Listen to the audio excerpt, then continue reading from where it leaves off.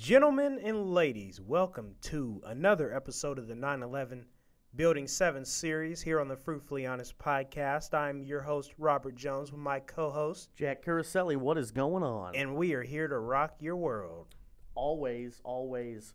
Okay, so we have uploaded our first 3 episodes of this mini-series, and I'm loving the feedback we're getting from some of the teachers, and it seems like a lot of people are sort of accepting of our theory, which is odd for me, personally, just because no one ever really likes to give it any mind.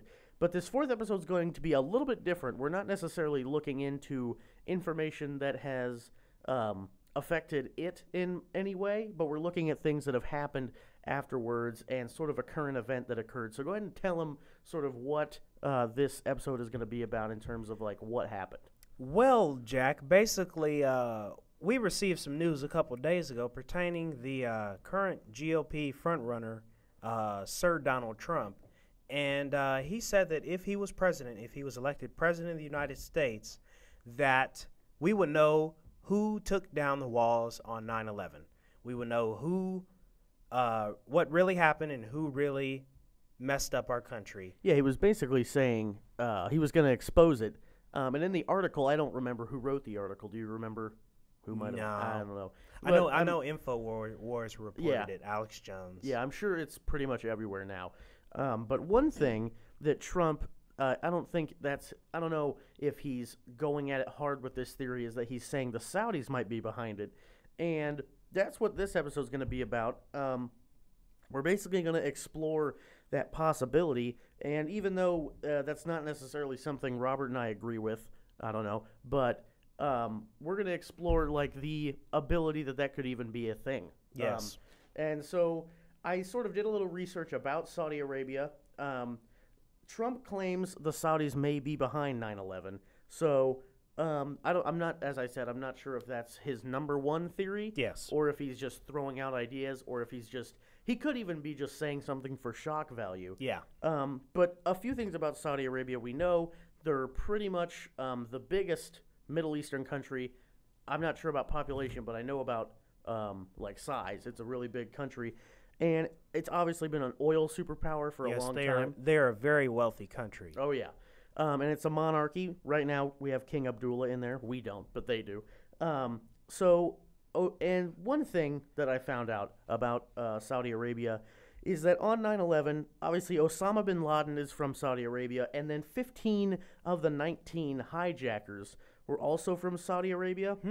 And so that's just a weird little fun fact. But in terms of relations to the U.S., we've always sort of been, I don't want to say in it with them, but we've always been allies. They're a long-term ally with us.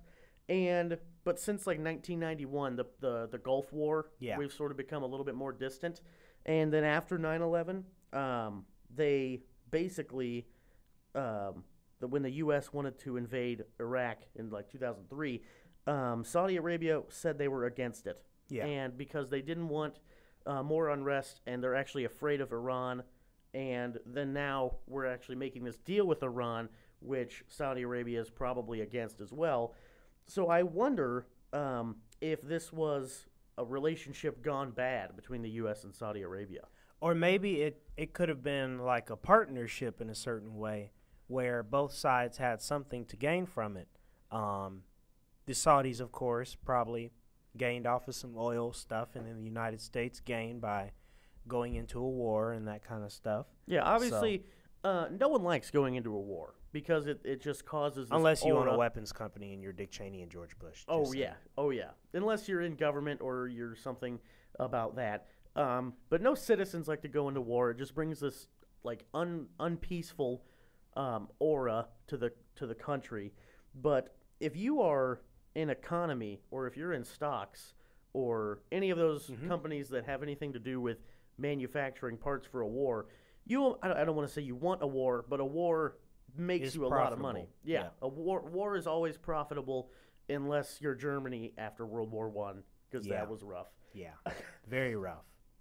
But Saudi Arabia, they're pretty much an oil company country. That's like what they are. 75% of their budget revenues and 90% of their export earnings are from the oil industry. That's pretty much all of it. That's mainly what they do. So my theory, I'm not necessarily saying I believe this, is that maybe the U.S. and Saudi Arabia like worked together Yes. on 9/11. Yeah. Now, I don't mean like both said, like the U.S. said something and then Saudi Arabia got mad. I'm thinking maybe they sat down and said, what can we do to sort of make you and us superpowers? Yeah. The U.S., of course, being the superpower of the Western world, and then Saudi Arabia would be the superpower of the Middle East. Yeah. Yeah. Because obviously they're huge and they're very wealthy, and I think them and the United Arab Emirates are like the most wealthy Middle Eastern countries. I don't know for sure, but because UAE is obviously where Dubai is, and that place is crazy. So, do you think? I mean, connecting it back to Donald Trump, do you think that he should probably be careful about the stuff that he says about that situation? Yeah, I mean, because he could definitely, and he says he wants to expose it, and he could definitely do that. Basically, it's if the U.S. and Saudi Arabia work together on this, I called it in my notes here a systematic depletion of the Middle East. So basically, the U.S. and Saudi Arabia were like, all these other countries stink, and Saudi Arabia needs to be the number one. Yeah. Which is basically what happened in the 1930s and 40s with Adolf Hitler. Yeah. He said he wanted to control the whole thing. So Saudi Arabia maybe wants to control the whole Middle East, but they haven't really started taking anything over there. I think they're sort of peaceful. So maybe just depleting the governments of the other countries is good enough for them. Because in the Iraq War, we pretty much went in there and just tore everything apart. We had a stable we had a stable Middle East. Well, that was pretty stable with all the previous dictators that were there, and then the moment that we went to war, we kind of destabilized the whole thing. So that's kind of not a good thing. Yeah, I mean, and also Donald Trump. This is just a little fun fact. Also supported the war in Iraq in 2002. Yes. He came out and said that he was totally for it.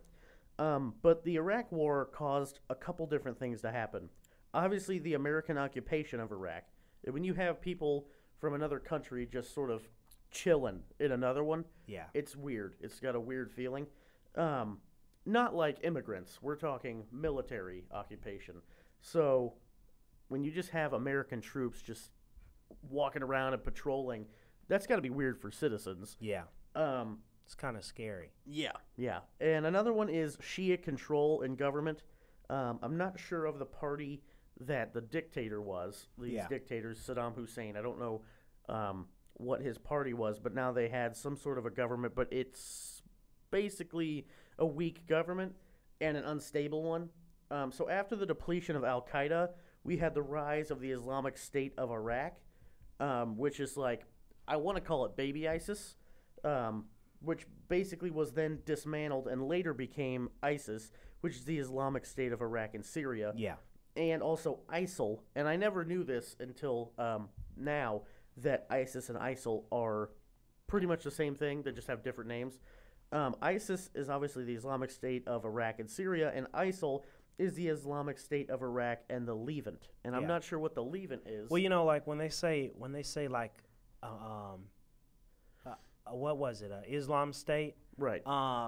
That's like their religion over there is Islam. So like, I believe that the governments are ran and based on their policies are based on the religion more than anything. Which I think is wrong. I think that's the wrong way to run a government, because that's theocracy. And then that's imposing your religious views on everybody else's lifestyle. Yeah, so. And maybe that's just me being an American that doesn't understand that, but I value like freedom of religion a lot. Me too. So and blending religion and government is so stupid.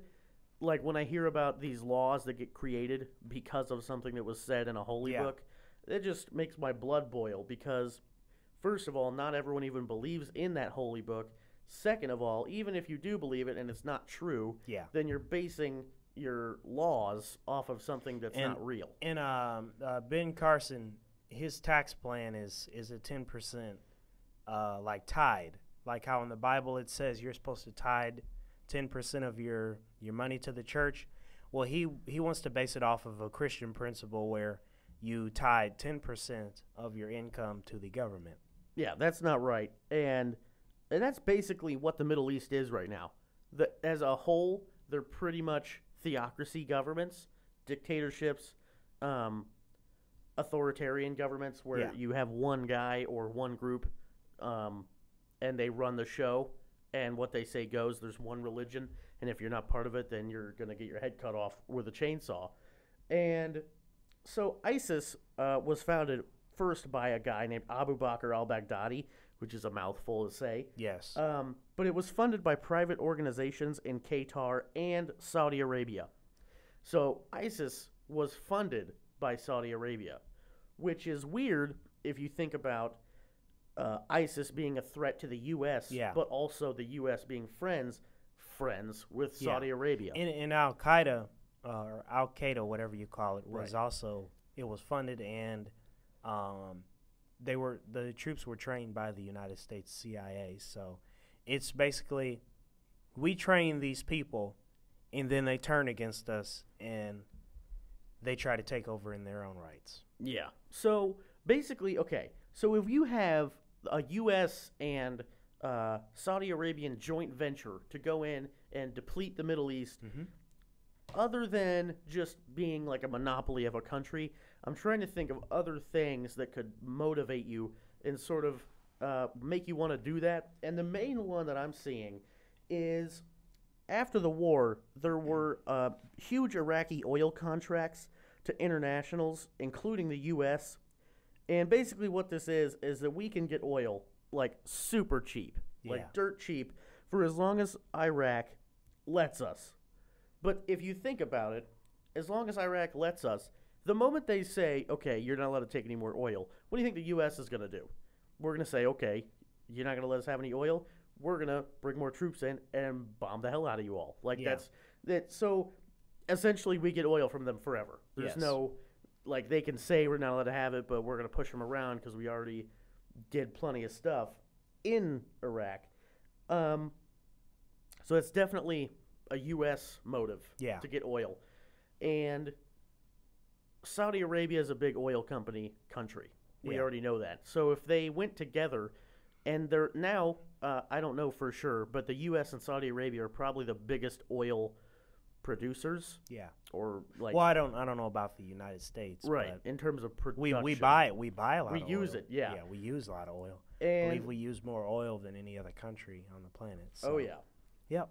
But ladies and gentlemen, more episodes will come in the future. If you like this episode and you like our series 9/11 Building 7, remember to tell 5 of your friends. Give us a shout out on Twitter. Follow us on Twitter first before you give us a shout out. Check out our personal pages. Mine is at Real Robert Jones. Jack, what is yours? Mine is at JDoc. Oh wait, no, it's not. No, it's not. What at Caroselli_Jack. Speaking of JDoc Studios, how is your music going, Jack? It's going all right. My album released, and I'm doing CDs and whatever, and I'm trying to work on getting it digitally, and I'm already working on the second album. So okay, that's great. Yeah. So, ladies and gentlemen, till next time. We will see you later. Yeah.